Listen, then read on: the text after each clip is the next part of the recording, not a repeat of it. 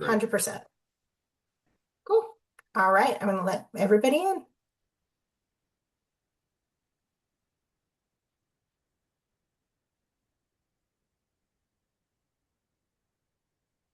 Good morning, everyone. Welcome. So glad to have you all here for our Business Essentials program this morning. We're going to wait about 1 minute and let other folks join in as well, and then we'll get things all kicked off. Hope everyone's enjoying your Tuesday so far. If you want to put in the chat what part of Oregon you're calling in from, what your company is, that would be great.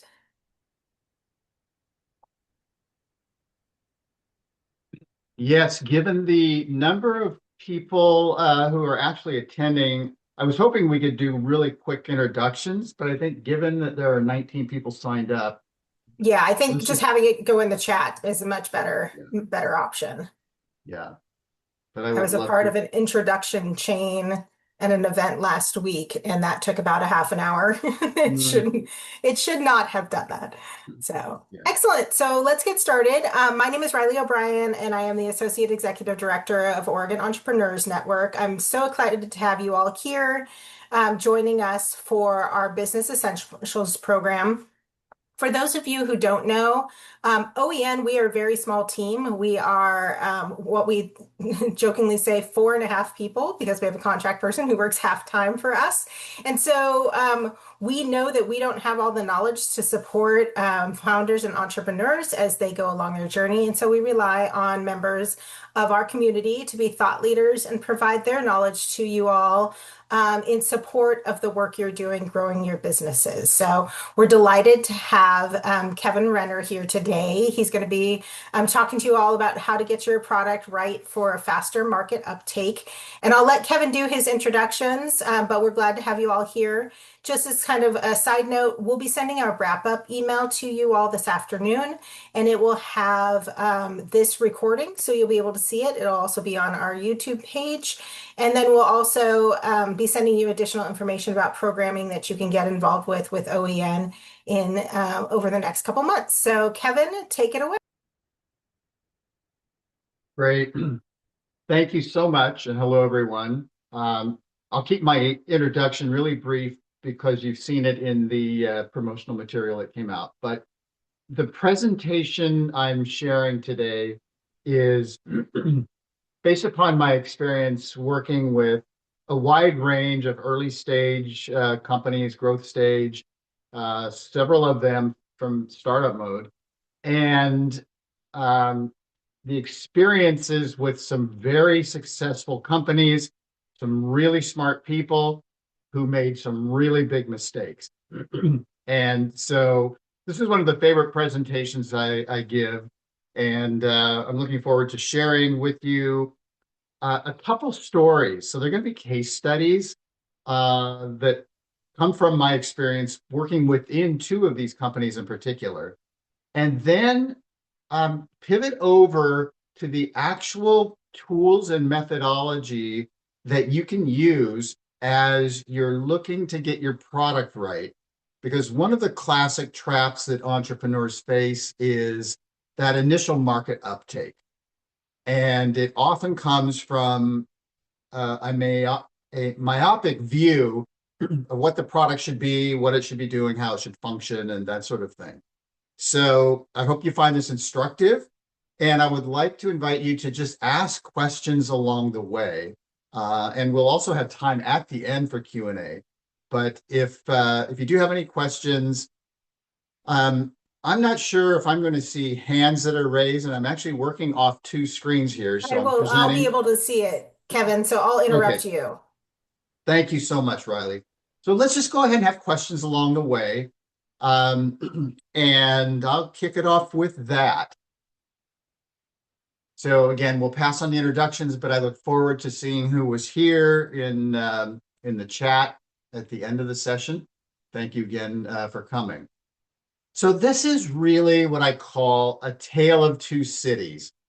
And it's not that the two cities are the two case studies that I'll dive into, but rather it's a metaphor that reflects the aspiration and extreme confidence of an entrepreneur, and the confidence that you need to be an entrepreneur given the odds of success with a new product.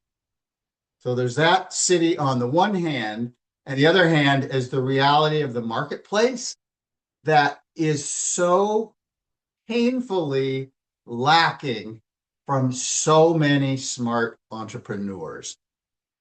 And you'll see from the case studies a little more in detail about what I mean by that.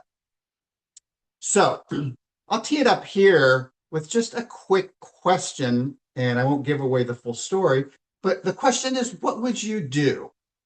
So you've just come into a brilliant young company with an absolutely first-tier executive team. And the company has a new product in a new category where the market is absolutely huge. The company is on track for $2.7 million in revenue this year, but nowhere close to profitability. In fact, the expenses are roughly 2 times the revenue. And the company wants to make a $1 million bet on a product enhancement for their product. So I know I can't tell you everything here in just this one slide, but think about it for a moment and just jot yourself a note or keep in mind, what would you do under this scenario? All right, you've seen numbers like this along the way. This is from Clayton Christensen at Harvard Business School, but about 30,000 new products are introduced every year. 95% of them fail. This is really the impetus behind the conversation and the workshop that I like to present on this. That the odds are against an entrepreneur. This is taken from some work by a very prolific author in the new product space. Robert Cooper has written a number of books, and essentially he finds through his research, what you see here is that the more rigorous the homework a company does up front, the less likely they are to incur a very costly product mistake, and the more likely they are to A, have success with the product, and then B, market share once their product has been launched. So I would encourage anybody just to read Cooper's stuff if you're thinking about new products, but I'm going to share a lot in this presentation from the ideas that he writes about. So this is on the left where you see some text. This is from one of my mentors who drilled this into me earlier in my career, that what we think is interesting, it's also irrelevant. It's what the prospects think, what potential customers feel, and what they do. That's the reality that we have to be focused on. Okay, so with a new product idea, you need to test your value proposition's alignment with the needs, expectations, and wants of some viable market segment. And you need to have that market segment in mind at the earliest planning of your new product. And it's highly unlikely that any business that just goes into a market and looks at the market globally saying, hey, this is so big, if all we do is get 1% of the market, we're going to hit a home run. Markets are never captured that way. And businesses are almost never built that way.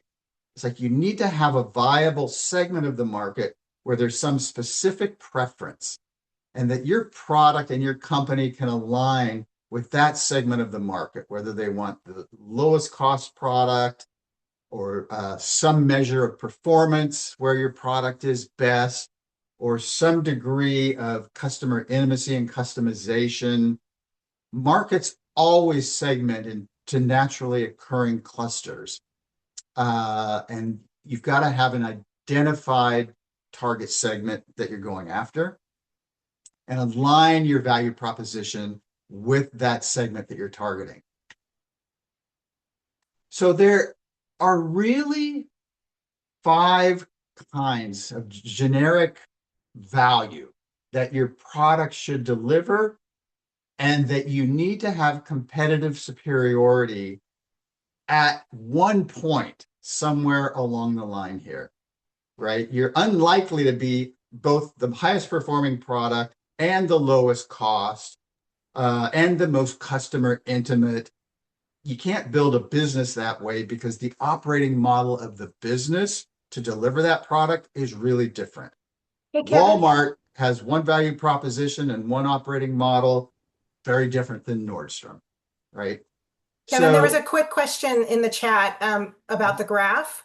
What is yes, the measure? It says, what's the measure of success in that graph? what's the measure of success in? Correct, in the graph. Oh, the one that was back on the Robert Cooper graph. I see what you're saying.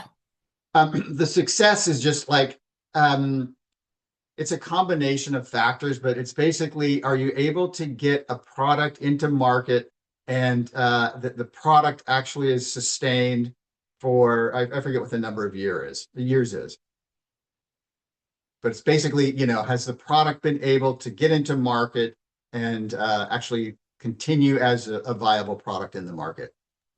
Great. Thanks. Yes.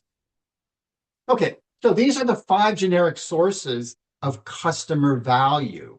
And it's really hard for entrepreneurs to take an outside-in approach, but that's what all the research and all of my experience shows, is that the companies that have the best sense of the customer and how their target customer defines value, and they get aligned behind that value, those are the companies and those are the products that ultimately win. Okay, so these are the 5 generic types of customer value. And I'm going to go into each one of them in just a little bit of detail. I'm not going to read everything on the slide, but you can see it here that, economic value is typically in the form of either the lowest initial cost of the product or the total cost of ownership, right? So those are the 2 big drivers in terms of economic value. But there are other ways. And so, again, there are a dozen variables here that you can see. But that's one strategy, is if you're going to look to deliver some sort of competitively superior customer value through economic value, that you can pinpoint one of these and say, this is where we're going to win because we're going to build some sort of operating model, or we've got some sort of distinctive competency as a business that's going to allow us to deliver that product with greater value on this dimension than any of our competition.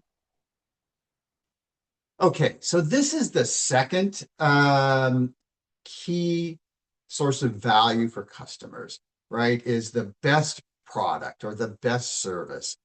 And it can be, again, on any of these dimensions and potentially others. But you just think in terms of, like, Nike has classically been, especially in its early years, all about product performance of the running shoes, right? A lot of tech companies build around a superior feature set, for example, in software or even hardware.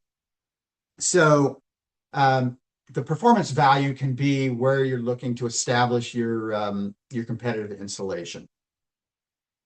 The third is the supplier value.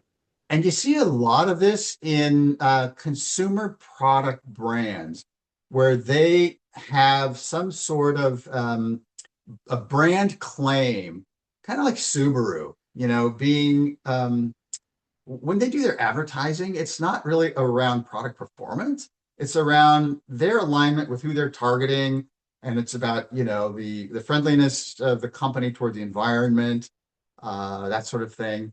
So you're really here with this strategy looking to have some overlap between your values as a company and your brand and what it stands for, and the mindset, the values of your target customer.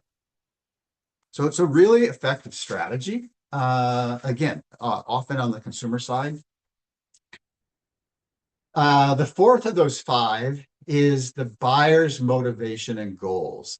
And that is if you can somehow dial in to what the buyers are really being driven by, if it's something other than product performance, service performance, or some sort of economic source of value, but see and understand what motivations the buyers have and see what kind of alignment you can build with that segment of the market that you've targeted.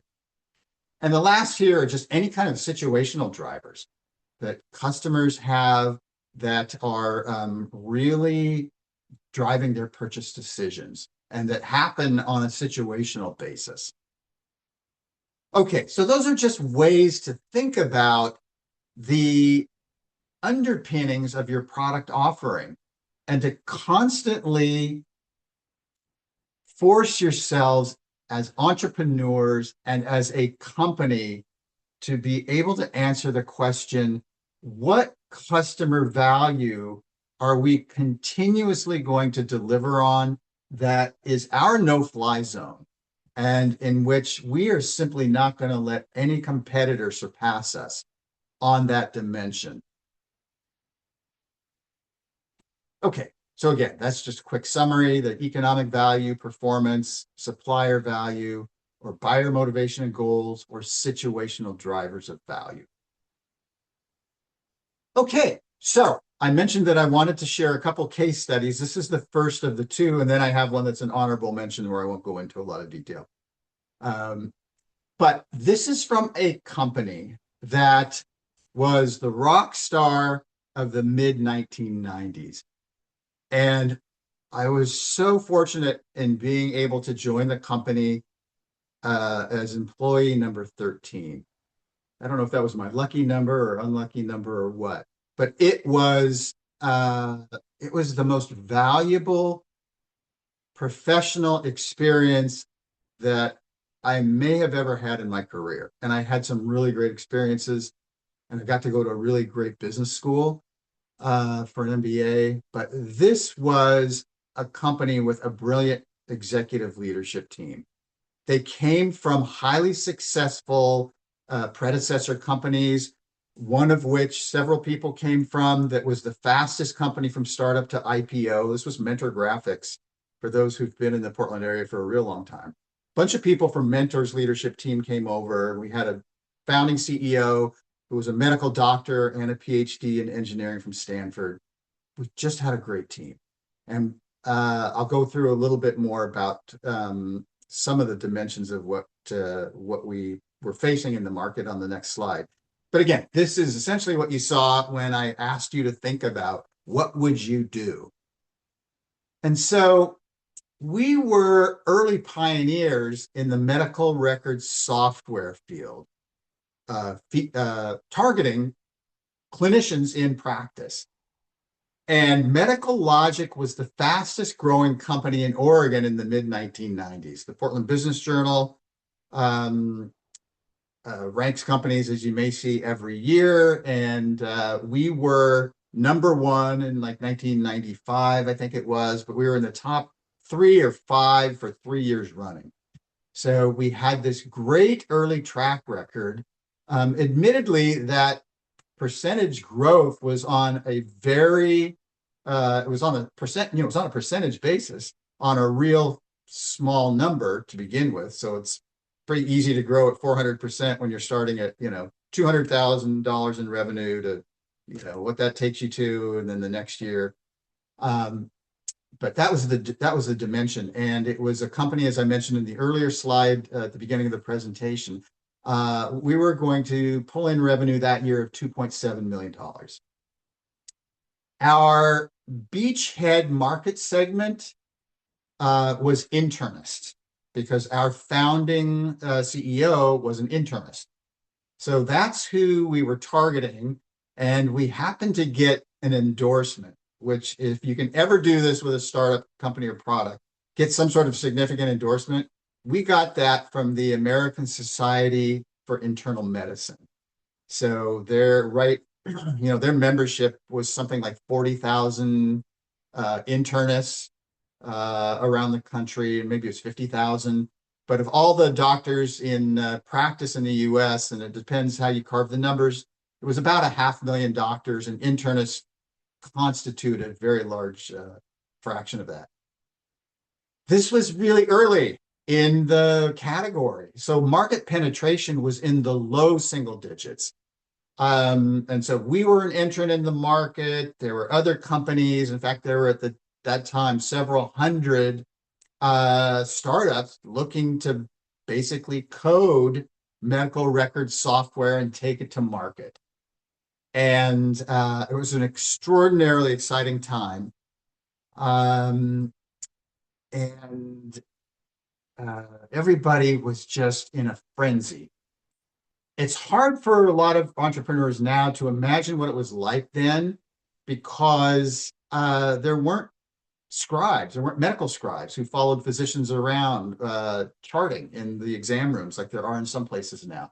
And doctors, these people in their 50s, 60s, even 40s, they hadn't grown up on software and smartphones and tablets or any of that. So the computer and the PC revolution was slow to migrate to healthcare, and it was extremely slow to get adoption by physicians.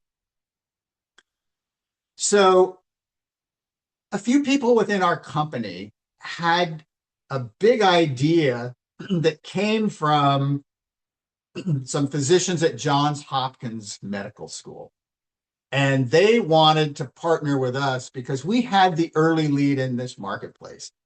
And they said, we are going to build a product that gives primary care physicians referral guidelines so that they know when to refer a patient to a specific specialist and what the guidelines are for actually making that referral.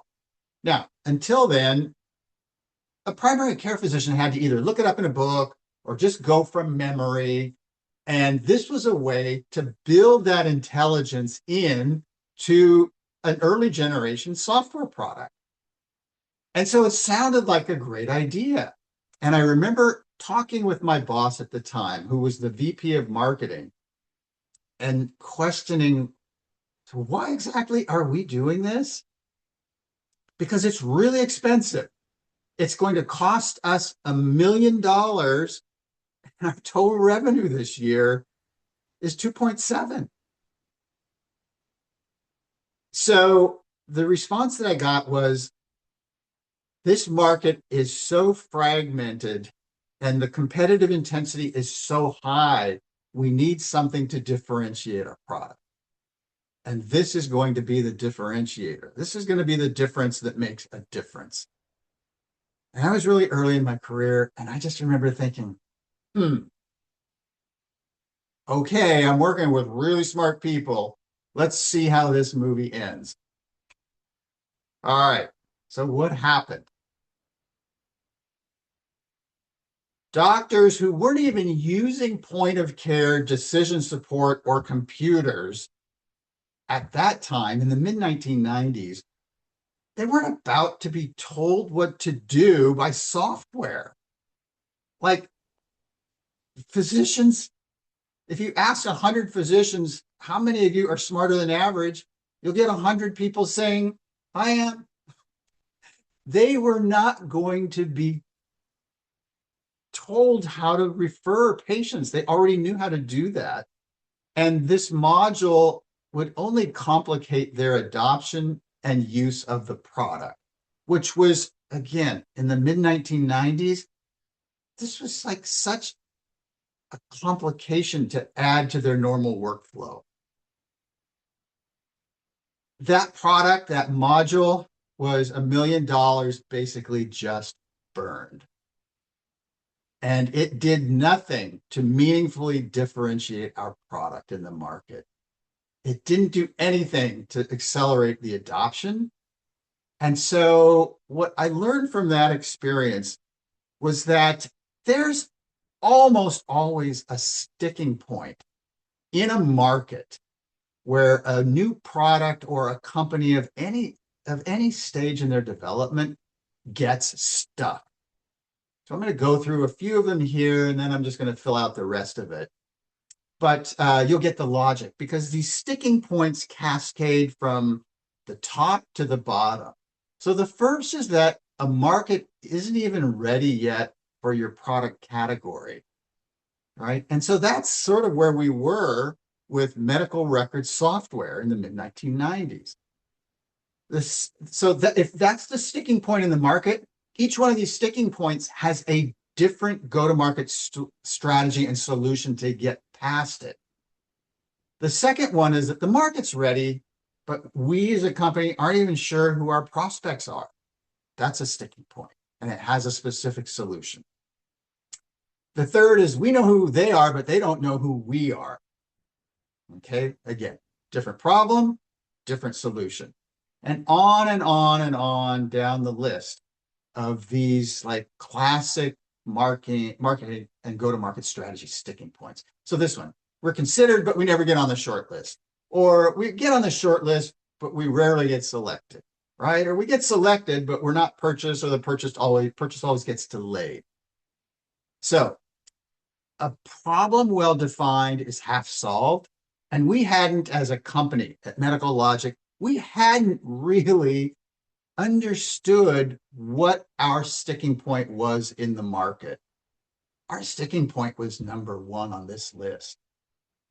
Okay. And we weren't figuring out how to solve that problem.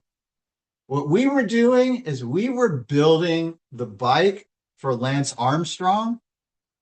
And what doctors in the mid-1990s needed was a bike with training wheels. And that was the opportunity.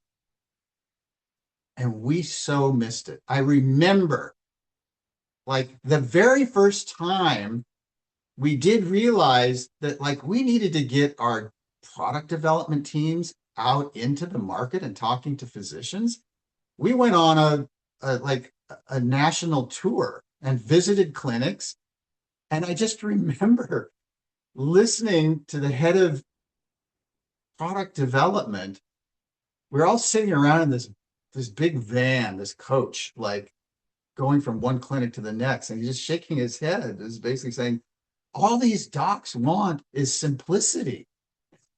Like, yeah, that's all they want, is something that they can adopt as non-PC users back in the mid-1990s. Okay, so we were very slow to understand who even felt they had a problem with referrals, making like well-informed specialist referrals. Nobody felt they had a problem. Nobody felt they had an urgent problem. It was not pervasive. And there was no demonstrated willingness to pay for a solution to that problem. So at the end of the day, we had paid for this product enhancement with really valuable money. We just folded it in, of course, to the product, but it never became a compelling feature that was demoed in sales. It was just like feature stuffing. And it came at a very significant cost. Medical Logic raised something like 8 or 9 rounds of money, and it eventually went public. This was during the dot-com era. The company morphed into a .com. It was part of the bubble. It went public and reached a market cap of $1.8 billion on $20 million in revenue. And not only was the financial statement fairly thin with $20 million in revenue, the expense line was $120 million. So that bubble finally burst. Unfortunately, everybody who worked there was locked up.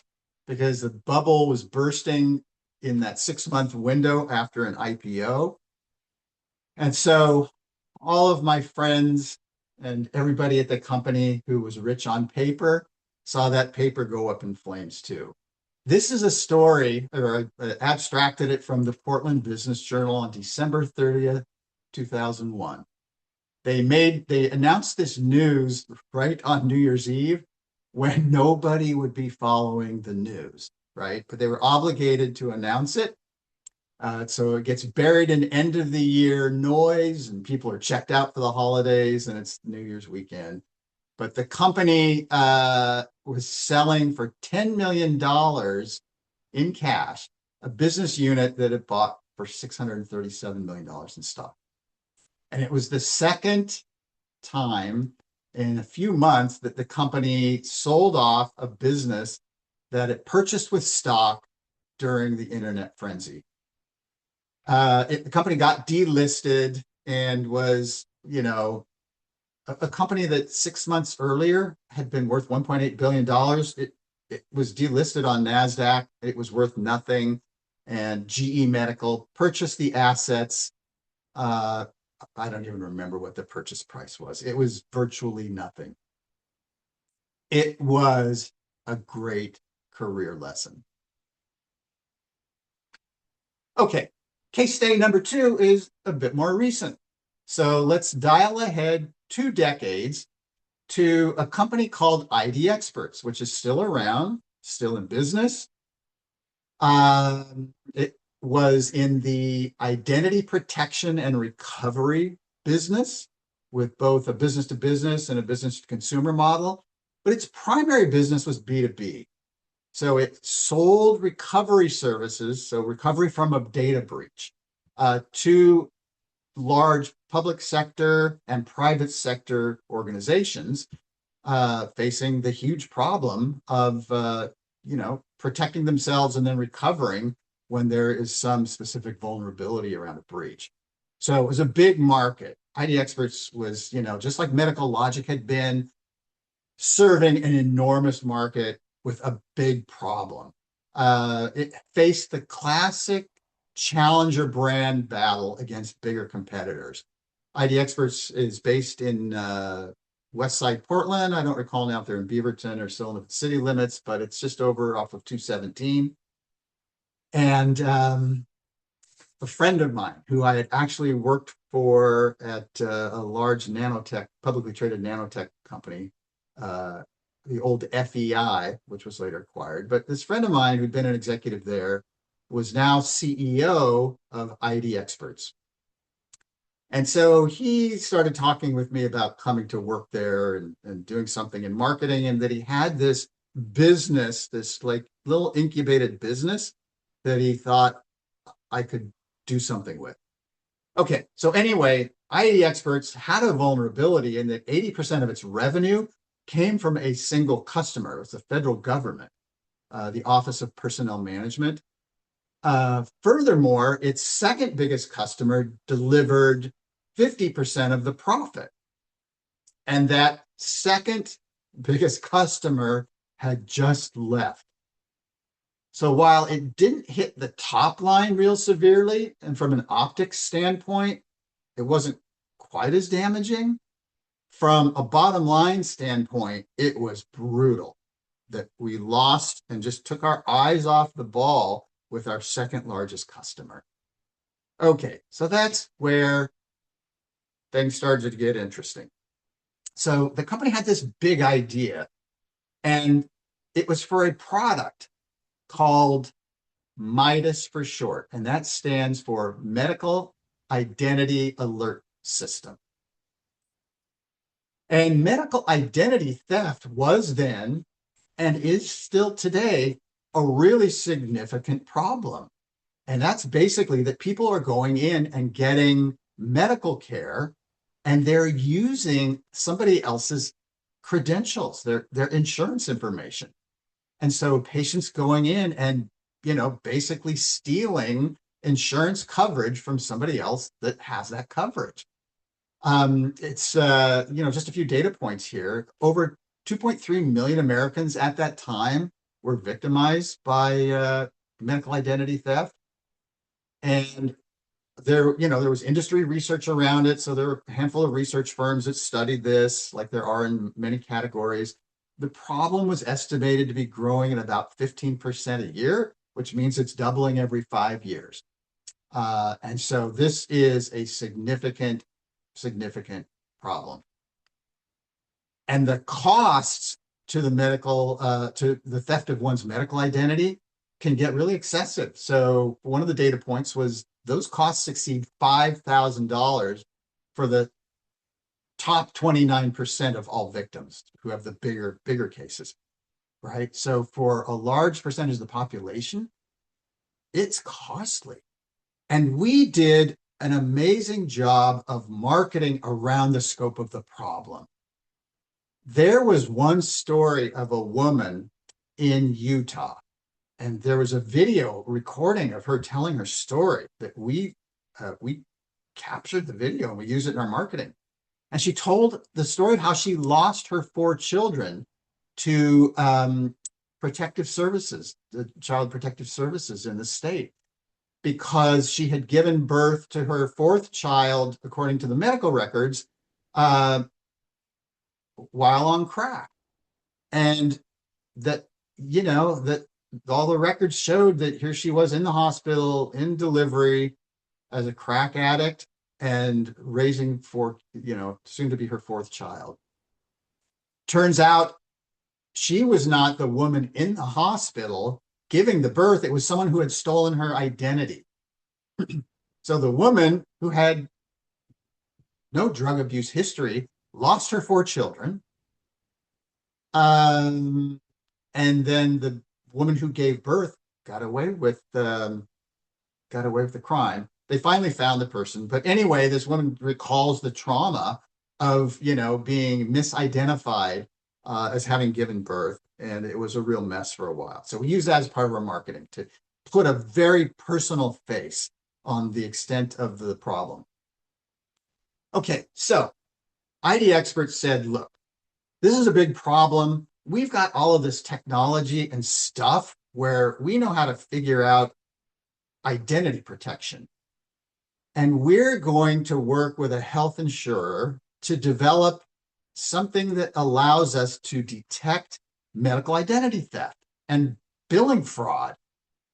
And so they developed this, little nugget of a product, called it Midas for short, and decided we're going to basically take it to market as an EOB app. And EOB, as some of you know from your health benefits experience, it's the explanation of benefits form that used to always come in the mail, and you can now opt into electronic delivery only. But we were basically saying we're going to take that explanation of benefits form and drop it into an app that's going to allow people to discover when there's some sort of fraud, when they've been overbilled, or when they've been, billed for procedures that never took place.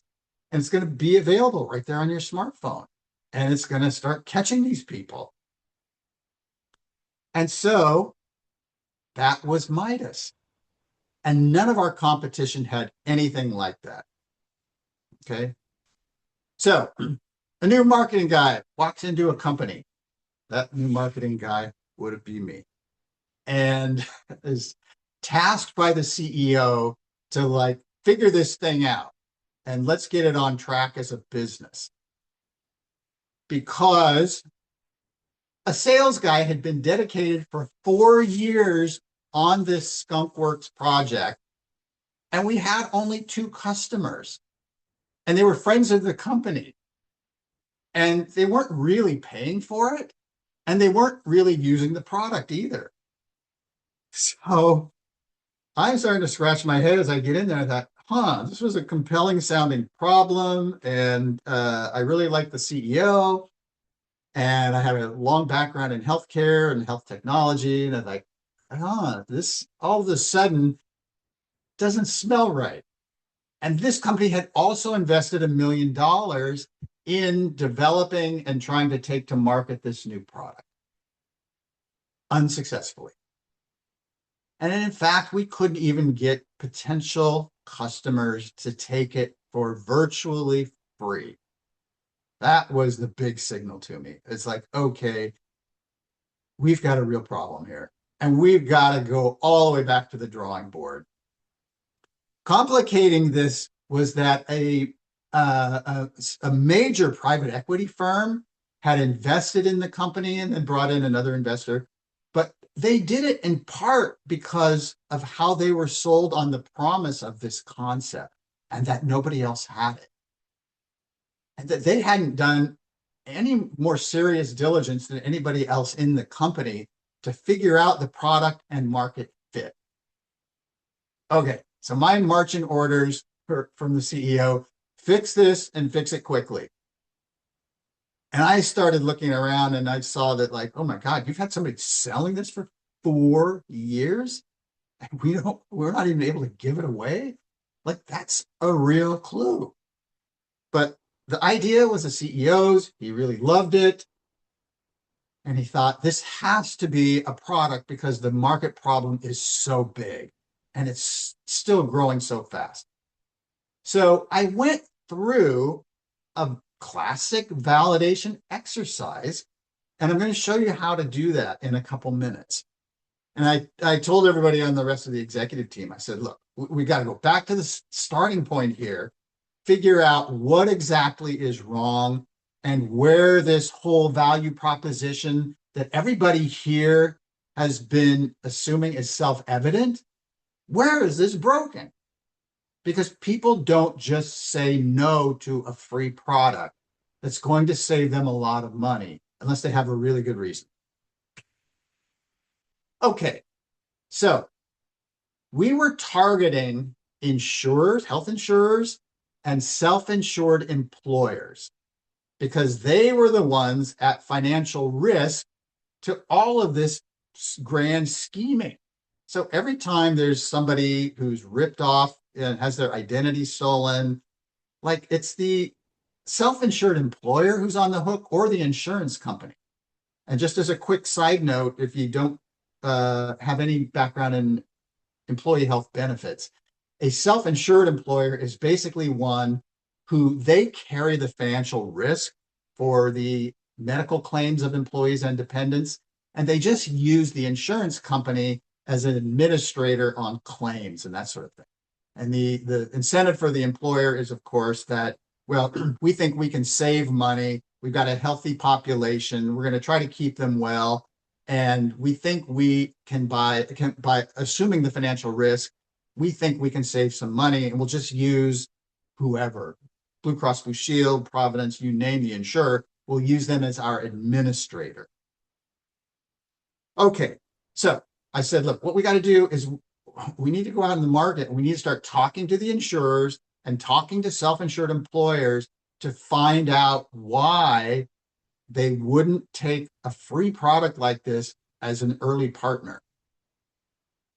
And so I lined up the conversations through a process, again, that I'll lay out in a few minutes, and started talking with both of these groups. And what I found out from all of them was, like, we just don't buy these one-off little widgets. We buy bundles of stuff. Like, if we're an employer, we buy a bunch of stuff through Regents Blue Cross Blue Shield or whomever. And that includes, our wellness program, our health insurance, all of these things. They just want to get it from whoever, right? Or they work with their benefits broker or their benefits consultant if it's a larger employer. And it's like, sorry, I got my notes here mixed. But anyway, they buy these things in a bundled fashion. And the first point that I found out was that nobody that I spoke with felt they had an urgent or a pervasive problem. They just didn't experience it as problematic. And what I heard basically in my own language, I heard that, we were basically trying to sell a spell checker instead of selling word processing software or an Office suite or Google suite. we're out there trying to sell a spell checker, and nobody buys spell checkers. They come as part of something bigger. And so that was an early epiphany. Nobody saw they had a problem. They didn't buy these little one-off pieces. And the employers all said, the insurers are the ones that should be monitoring this, not us. It's like we count on them. This stuff should be clean. There's got to be integrity of the system. That's not our expertise. It's your expertise. And take care of this. And the insurers, I found out in, private conversations with them, it's like, we don't really care. Because our pricing into the market is basically just cost plus pricing. If we've got claims history in a year of $100, we go into the market the next year and our price is $105 or $110, right? And so whatever the underlying cost structure is, that just is what it is. And then we just bump our rates as a function of that. Okay. The other thing they just said was, look, as the insurance company, we're not at financial risk anymore. It's the employers, the self-insured employers, who are the ones at financial risk. So we've got like these two big players, the employer side and the insurance company side, like, pointing fingers. It's like the other guy's problem. It's not ours. There are countless assumptions behind every new product idea. And it's really valuable to find out what your underlying unstated assumptions are. So for example, in the case of ID experts, we had an implicit assumption that once we made this available to a self-insured employer, that they would mandate that their employees use it. Otherwise, if the employees aren't using it, there's no value to the app and they're not finding this fraud. We had an assumption that if the employers mandated it, that the employees and possibly their dependents would comply with that mandate. Again, an untested assumption. And that the employee would continue to use it even with the lack of reward for using it virtually all of the time. So first of all, if you get an explanation of benefits by email or postal mail, whenever I've given this presentation in the past, half the people tell me they don't read those things. They just put them in the recycling. Or if they look at them, they don't know how to discern like fraud. It's like, okay, I was billed $270 for that office visit, or that's what the charges were. And I had part of it that I had to pay, and the insurance company paid part of it.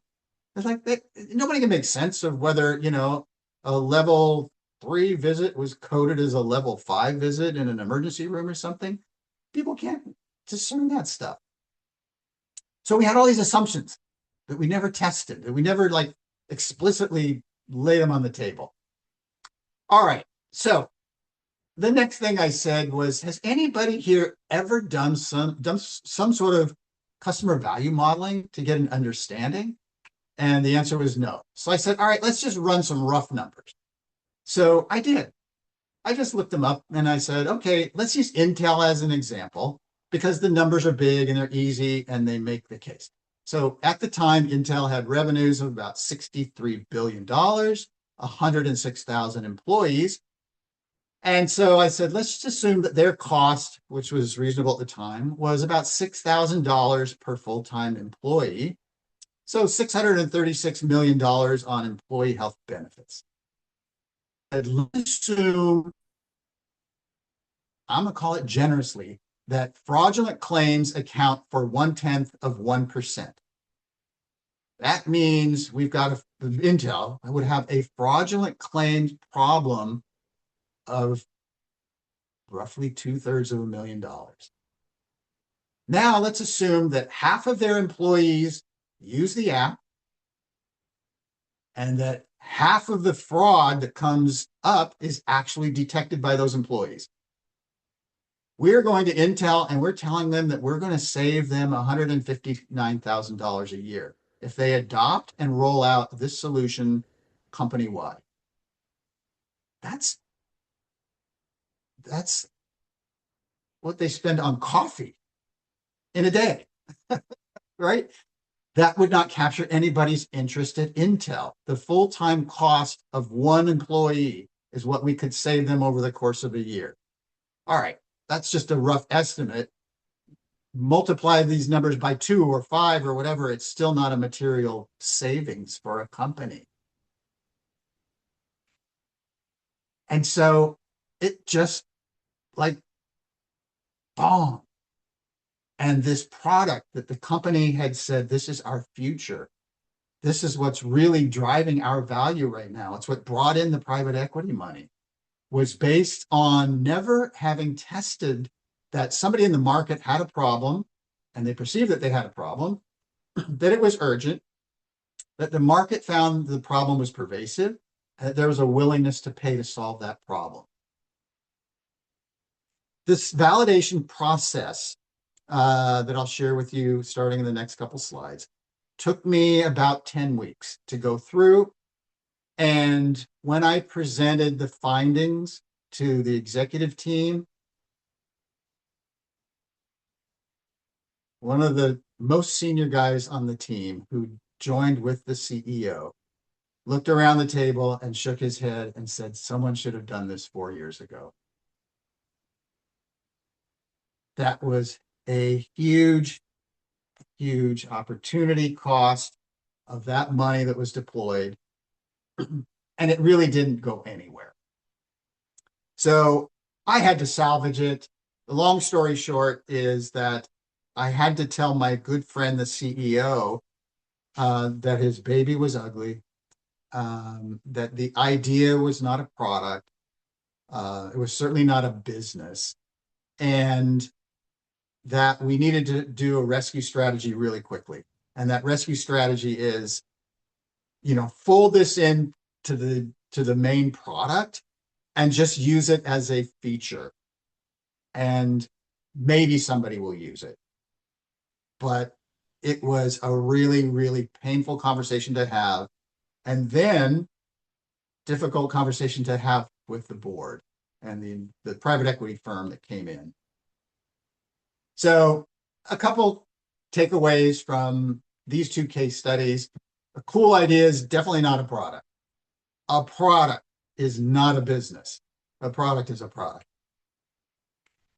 And you have to be brutally clear on who your buyer personas are, what your value proposition to them is, particularly in complex purchasing scenarios like you see in a lot of B2B categories.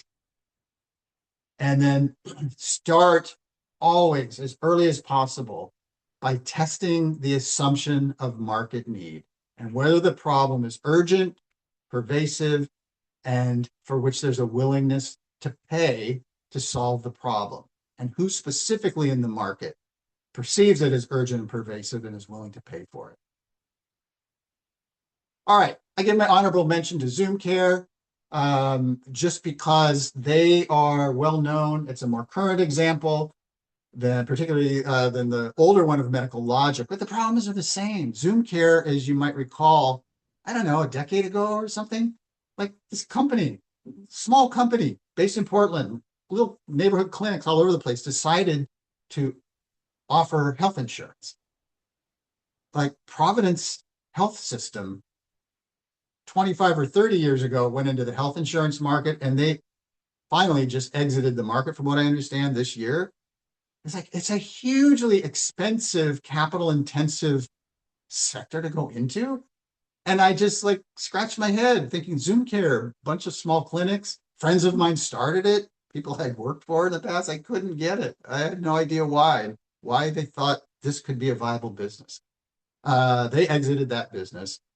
But again, the same logic, the same breakdown. One of the companies I have worked for very recently, same problem. So even though the Medical Logic story is decades old, the same problem happens day in and day out with all kinds of companies.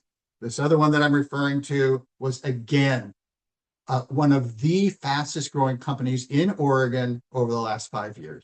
Smart people, just here's the problem. Early business success leads to overconfidence, or it can lead to overconfidence.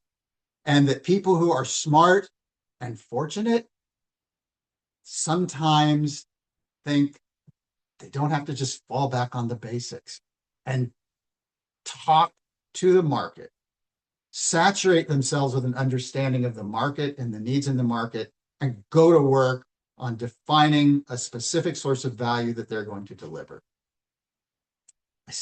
I still see that problem happening and happening.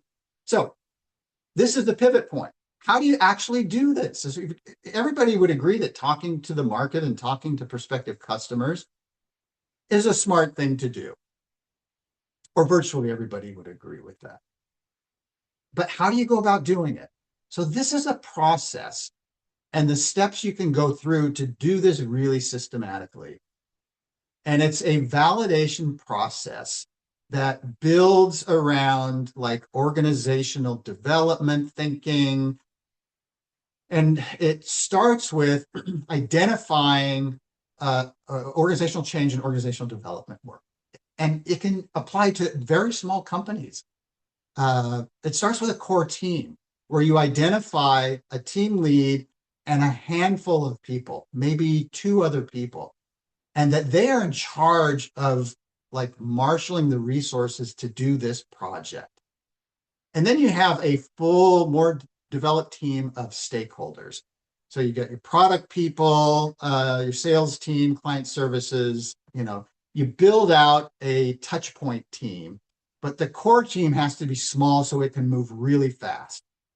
And you want that core team to go out and talk with customers if your company already has customers, and prospective customers if you don't already have customers. You want to have a systematic, highly planned out conversation with those customers and prospects. You do not want you don't want on your core sales team, or I'm sorry, on your core team, a person from sales or the CEO, if the idea is the CEO's baby. Because when I took the CEO from one of the companies I did this with into the market to have these conversations, as soon as the conversations turned to really giving us rich feedback about why this company wouldn't bother with it, the CEO went right into sales mode and started trying to overcome the objections of the person who was giving us really valuable feedback. It's like why they didn't care. And so you don't want somebody on the core team who's going to go into sales mode. And it needs to be really clear when you put the members on the core team. We're not in sales mode, we're in 100% listening mode. Okay. The validation process starts with the top of this chart. You're formulating some hypotheses. What are people valuing? What's our source of value? What's our product idea? How do we think we would pitch it from a messaging standpoint? What do we think it should cost? You pull together your hypotheses that you want to test, and then you build your prototype or your presentation, whatever type of product you have, you want to have something that you can actually show. Okay, and then if there's some way you've got a consumer product, if you're going to be packaging it somehow, again, I'm assuming there are people here from B2B categories, B2C, B2G, everything, services, products. So you got to figure out what you want to show and tell and put together something that shows well so a person can really get the ideas. So early on in one of my career stops, we were developing medical displays and we didn't have one, but we put together like a foam model, like of here's what the form factor would look like. And we talked about what the specs would be. So just get creative about what you're going to show and then start meeting with stakeholders. All right. So this little target thing in the middle is just who's your target market, who's your target buyer. And then the fourth step is after your conversations, you're going to have a debrief meeting and just check what happened. So these are the 4 steps really. Start with a hypothesis. What are your assumptions? What are your thinking, your thoughts on customer value, all this stuff. And you want to script it. You want to have an interview script that you take in with you. The key elements of the validation process are that it's iterative, that you're actually building structured data. You're going to capture the results in like some kind of a form, a spreadsheet or whatever, where you can, for every question, you've got a row where you're filling in data with the answers. And that it's very much reality based on feedback from the heart of your target market. And so you do these meetings where, they're online or in person, depending upon where your market is and what you need to show. And so they're typically maybe an hour, a little bit more. And then you want to schedule a short call before that, prior to the validation, just to set it up with your sponsor within the target company that you're going to be speaking with. And letting them know, hey, here's how it works. Here's what I need. Here's who you should bring to the table on your end. Let them know it's definitely not a sales call. It's a listening tour. And we want to get your feedback on an idea. You may have to compensate people to participate in this. You may have enough goodwill in the market and relationships already, but you may need to provide some kind of incentive to people to participate in doing this kind of thing. And this is where you bring your core team into the meetings. So either online or in person, but you want everybody taking notes, because oftentimes people will pick up things that others miss, or they won't remember a data point and somebody else captured it in their notes and that sort of thing, or the recording. So you want to have your core team present. At the end of the meeting, you want to ask for an order. Even though it's not a sales meeting, you want to ask the party that you're meeting with if they would be interested in participating in an early partner program or an early adopter program. And it may be that they don't even have to pay for it. But you say, we're not looking for revenue from this, but what we could use is your data or something. You try to structure a deal with them so that it gives them an opportunity to use your product and you get something valuable in return for it. And if they decline that, it's really valuable because you can probe why and get an understanding of, if we can't get somebody to be an early adopter and either get a really seriously discounted price or access to a group of peers who are experimenting with this or something, you're getting really useful input. So that's a big part of the reason you ask for an order. You ask for their engagement is what it's really referring to, and see what you can find. Okay, so this covers some of the same points, but it's, investigation, demonstration, commitment cycle. And I think pretty much everything that you see on this slide, we talked about on the last slide.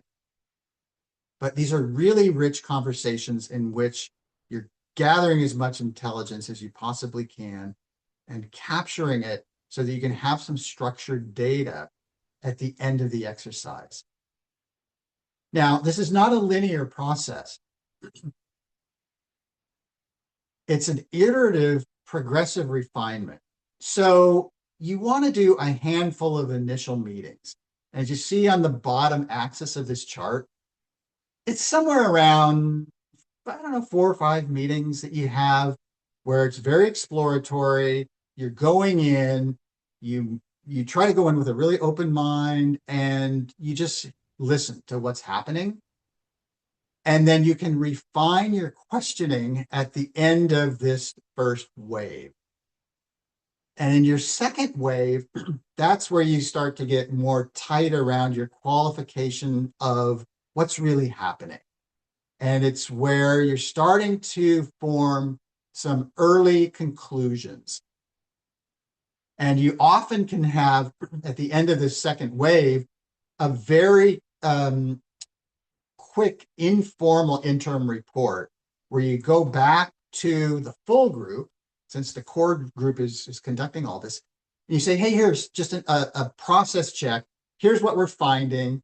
This is not conclusive. We've got one more wave where we're going to test and refine some of what we've been finding here, but you give people a heads up as to what's coming or what you think might be coming and what has transpired so far. Okay, you do a debrief meeting after every one of these visits or every one of these calls. And the debrief meetings follow kind of a script. So what's the immediate gut reaction? Are there any burning issues? You want to get consensus around that. You go around the table. What's the first thing on everybody's mind? What's coming up? You do a good news, bad news. And in the field, if you're doing this like on a spreadsheet or something, you just like you put a column in. What's the good news? What's the bad news? What supports our thinking? What doesn't? What didn't we know before that we now either know now or suspect now? Capture that. See how they're defining value. Now, again, the thing to be careful for here, if you're just going into the market, you might find that how people define value is really broad. So that's where, if you don't have an already developed idea of the target market segment you're going after, that's where you can start to think about it. It's like, there are some people who really want the lowest cost product they can get. And there are some people who are looking for some dimension of performance that's really important. So, that's where you can start to kind of tease out, are there different segments that we need to be thinking about, and which one, again, are we more tightly aligned with based upon our competencies as a business? What are their objections or obstacles? Is there any magical quote of the day? And these are worth their weight in gold, because when you've got a couple of these, 2 or 3 of these in your final presentation, they can just really, really drive home a key point in a way that quantitative data doesn't quite capture. And then ask yourselves, do we need to change our presentation somehow? And then modify the presentation in some way. Are there any follow-up items? Give that customer or prospect a grade as to their willingness to buy or engage. And then, a final question you can ask is, what has to be changed to get from an A or a B, get to an A or a B on that list from wherever they are. Okay, so this is a way just of like systematically compiling your findings.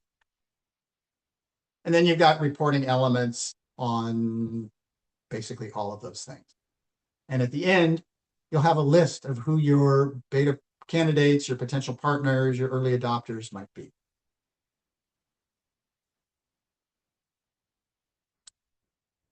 Some of the factors that go into early adoption, particularly of innovative products that are breaking open and disrupting a category. And these are things that you'll want to test and include in your interview script. Is you want to get clear on the relative advantage that your product has in the market and how well that advantage can be understood. The next area is, how compatible is your product with how people already do whatever in the problem space, whether it's consumer, business to business, business to government, whatever. Like, what's their workflow? How disruptive would it be? The ID experts example is a classic here. It's like the compatibility was completely off. Companies were not going to buy this little widget, this spell checker, right? They just wanted to get everything that's benefits related on the healthcare side from their health insurer or their third-party administrator. The third is the observability of your value. If you've got a value proposition, how observable is that to a CFO at the customer site, to your economic buyer, your end user buyer, your key influencers? How observable is your competitive advantage and your source of value? And then the last one here is, what's the complexity and what I call triability? Like, how hard is it to actually plug in and experiment with your product. We found that in both the medical logic and the ID experts examples. Like, yeah, it's like, it's just too complicated. Okay. Following the research, these would be your next steps. So this is a discovery phase and should help you get to that minimum viable product through this process, a systematic process of gathering data from potential customers. And then you make a decision. Do we continue on with our plans for the product? Do we accelerate the product because we are onto something that's really got some gravitational pull? Do we have to pivot? Do we have to completely reassess? The hardest decision of all, as you can imagine, is to like scrap the idea. And nobody wants to scrap an idea, but it's better early than late. And sometimes it's just, what has to be done. Okay, so you got a decision to make after all of this discovery work, and then definition around, your product messaging, your positioning, your pricing strategy, your sales and channel strategy, who your top prospects would be. That's another way in which all of this research gives you the positioning and messaging is just so much better informed once you have really put yourself in proximity to the voice of a customer. Okay, and then it's the delivery. You've got a product. How do you document a business case? How do you market it? How do you train your sales and channel and so forth? All right. That is the final slide in the presentation. And I would be very happy to open this up for further conversation if people have questions. If you have questions, you're welcome to come off mute and ask them directly of Kevin.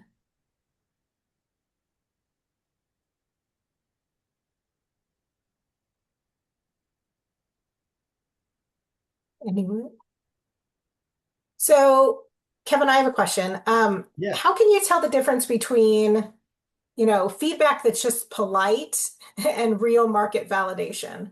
Like how can a founder kind of sift through all those folks who are like, oh, that's a great idea. Yeah. And like kind of get to the meat of things. Yeah. Actually, when I've done this, I haven't encountered that as an issue. People will typically be fairly direct. But what we always did in terms of setting up the meetings is we would tell people, look, this is the most valuable thing you can give us is your unvarnished, honest feedback. So that helps preempt the sort of, the friendly, collegial, we don't want to hurt anybody's feelings. We don't want to tell you your baby is ugly. And you can ask specific questions. Like, if you have a sense that people are being, I don't know, Portland nice or something, you can just say, hey, what about the idea do you find least attractive? So you're not asking them what do you dislike, but what about this is the least interesting to you or the least attractive? And that will kind of get the conversation rolling. Or are there any things here that would be your biggest impediment to adoption? So you can start asking focused questions. That's great. And Kim had a question in the chat. Do you have examples where this process has resulted in successful products?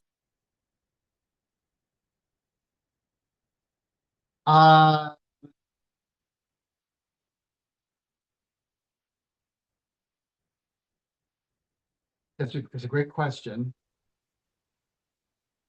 I'm going back just through my own personal experience to try to think of the best one that I can come up with.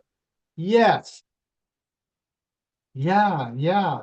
Well, real early on when I was working with a major healthcare system here, and they had a laboratory service, a central lab that was used by other organizations throughout the community. So the hospitals within the system use the lab. And then they made the lab services available to others in the community. And so I did an exercise like this and just found out the why that hospital system's lab services were not being more widely used. And I got a bunch of really good feedback. It was like the unreliability of the couriers and, the pricing. There's all this stuff that came back. Getting change within a hospital-based system is slow and arduous and cumbersome. But the data really helped drive some significant change. And so what I ended up having to advocate is that the central laboratory of the health system, it was actually a P&L center within the hospital, within one of the big hospitals of the system. And so it was being milked as a cash cow by the CEO, who wasn't investing anything in the lab and its services because it was propping up his financials. And so I basically pointed that out. And I said, you have to run this lab as an independent business. It's buried within a hospital as a P&L center, and it's just being milked as a cash cow. And so anyway, it took about a year to go through that whole process and get it extricated from the hospital. And like 4 years later, the guys who ran the lab sent me an email and said, hey, we just thought you might find it interesting that when we started our work with you 5 years ago, we were rated last in the market in terms of laboratories. And, that we've been measuring our ratings in the market every year since then. And we just want to let you know, we came in #1 in the latest market survey. So they completely turned it around, turned it into an independent business. It operated much more entrepreneurially, had a much higher customer satisfaction rate, all of that. All right, I see some questions are popping up. Yeah. Want to take a look at those? If you wouldn't mind reading them to me, I'm only Sure, seeing a that's little fine. bit. That's okay. We had one that said, I'd love to do a validation exercise and meet more prospective clients and learn, but securing a meeting is challenging, especially as I'm a new and small business. What is a strategic approach to get these meetings? What would make a client want to spend their time? Yeah, That's a great question. yeah. First of all, ask on your social media platform, whether it's LinkedIn or any of the others that you use, and just say, hey, I'm really interested in hearing what you think. We'd love to give you a sneak preview of a product that may be coming to market, and you can help shape the future. So try to make it, sort of enticing for them. Post it on social media. See if you get any bites from that. If you do, use what's called a snowball sample. So say you get 2 people to respond, ask every one of them if there are a couple people they could recommend that you talk with. And try for everybody you talk to, just ask, is there anybody else you could suggest that I talk with? And build it that way. There's also a lot of great resources. If you all know, if you're in Portland metro area or actually in any area throughout the state, we've got innovation hubs that are hosted by Business Oregon. And those groups are happy, their navigators and the folks working in those hubs are happy to walk through your business and your product and give you advice and feedback. And that's all a free service that's offered through the state. So there's a lot of different resources for you as well. Yeah. And then, as I mentioned earlier, sometimes you have to go directly to people and like literally call them, email them, find them on LinkedIn or whatever, and say, we would really value your input. Would you be willing to meet us for a lunch or a dinner to talk about this? Or you say, we'd be happy to compensate you for an hour of your time, and then you pay them an incentive. That's often, something that you have to do. Great. And then there's another question. How do you determine whether the market truly isn't ready versus the product simply is not being positioned? Well, I would say, first of all, find out as best you can if the market is ready for the product category as opposed to your specific product, right? So what we found is, or what the early case was when, with software being brought into medical offices. It was premature. I mean, the market timing is everything, right?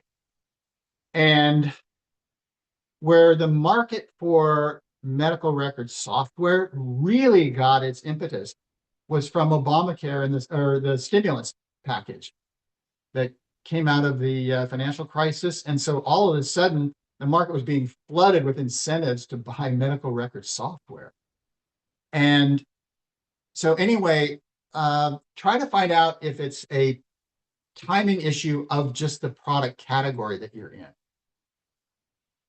And if you want to find out more about whether it's just the positioning or messaging of the product, you can tease that out of the conversations that you're having and just ask people, like, how would you present this? We think the real source of value is, and then, pick one of those sources of value from those early slides. We think the real source of value is around solving this problem and bringing this sort of financial benefit or this sort of time savings benefit. But is there something else that you're seeing here that we're missing? And people will tell you if they're seeing something. I'm going to dive into something really quick. How do they communicate? How should founders communicate product challenges or failed assumptions to investors? So say that you have folks that you have sold your idea to and are helping support you as you grow, and it's not doing what you expected. So how would they talk to investors about that? Oh, those are brutal conversations. I empathize with anybody who has to have them because, like I said, I've been there. You need to be open. You need to just be like really open and honest from the get-go. And I would say don't wait until the last minute to drop the ball on your investors. If you're going to go through a process like this, engage your investors really early on. Just say, look, we know there's a lot that we can do to minimize the risk of a new product failure. And we're going to go through this process. And we're going to give you updates along the way. And we're going to be open and honest about what we're finding. We're going to share the good, the bad, and the ugly. And then share the good and the bad and the ugly. But you can't hide from investors. You just can't. I mean, you may lose some confidence from your investors along the way if you've got bad news. You may lose your job if you wait until the 11th hour and drop a bomb on them. And I've seen that latter scenario play out. And that community's around forever. This is Oregon's small, and you're going to be in that community with folks forever. So you want to be as upfront and honest with folks as possible.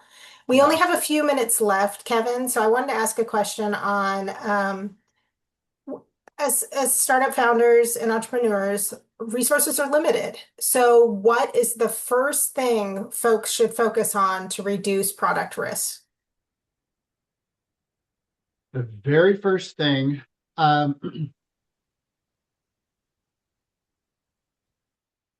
the first step I would take is if you're really honest with yourself, ask yourself the question, are we operating in a mode that's too insular? And are we drinking too much of our own Kool-Aid? And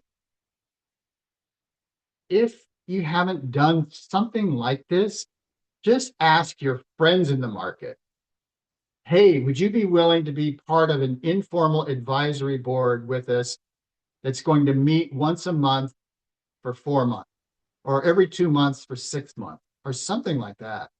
And we'll just get together for lunch, or we'll get together for dinner at wherever, and just brainstorm and share ideas with us. You have to really get outside of the four walls of your home office, your business, whatever. Yeah. That's great. Are I there don't any know if other I can, questions? Yeah, no, go ahead. I don't know if I can do, I'm not seeing a screen share button again now. I don't know if I've lost the ability to screen No, share. no, no. It should be down at the bottom. If you scroll down with your clicker. Yeah, yeah, it's not, for some reason, it's not showing up on my, Oh no. yeah, I don't know We why. didn't take it away, I swear, Kevin. I believe you. That's enough sharing for you.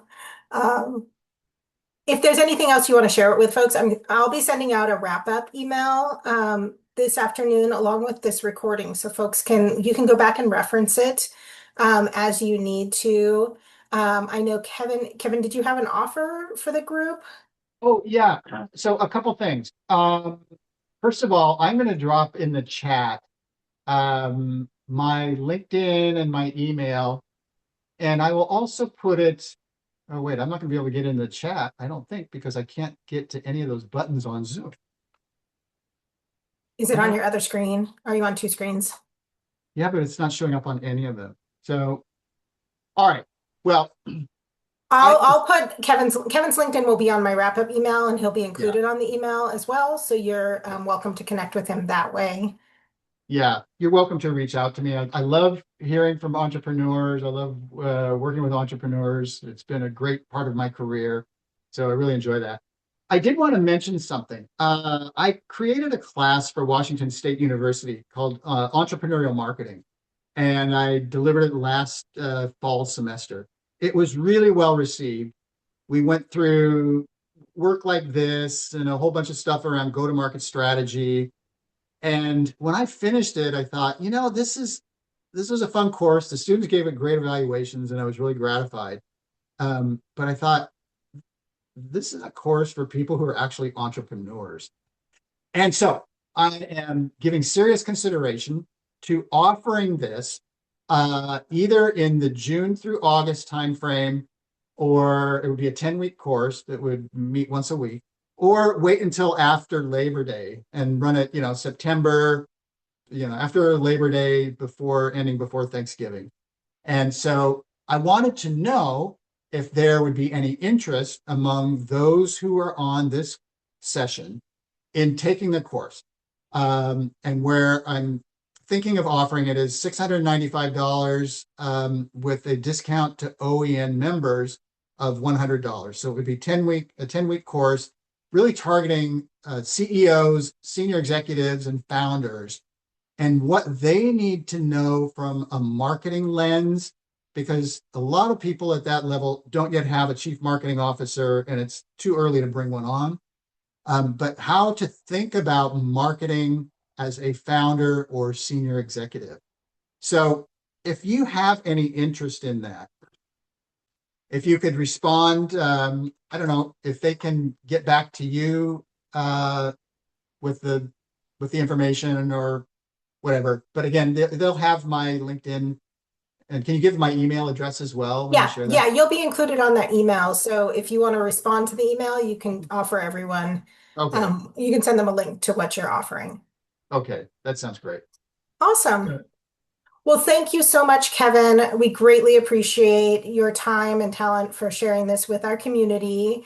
I wanted to let folks know, of course, I just closed down the chat. I'm sending you all a survey through this link in the chat. You'll also get it in our wrap-up email. We're trying to get folks' thoughts on the programming that we offer both in person and virtually. So if you take a minute to fill that out, it's just four quick questions, and it helps our team as we get a lot more grants these days when we have more information about what our founders and entrepreneurs need as they're building out their businesses. So thank you everyone for being a part of the program today. Look for more Business Essentials programs that are going to be posted in the coming months. We have Sarah Norris is here. She's on our team. We have Davis Wright Tremaine. DWT is going to be hosting one. I believe, is it Tonkin Torp, Sarah? That's also going to be hosting one. What's the one we just confirmed for October? Project Project Revolution. Revolution, which does project management. So we'll have a lot of Yeah, different we'll have to thought get leadership coming in later in this year. So again, thanks everyone for being a part of it today, and look for an email from me later this afternoon. Take care. Thanks, everyone.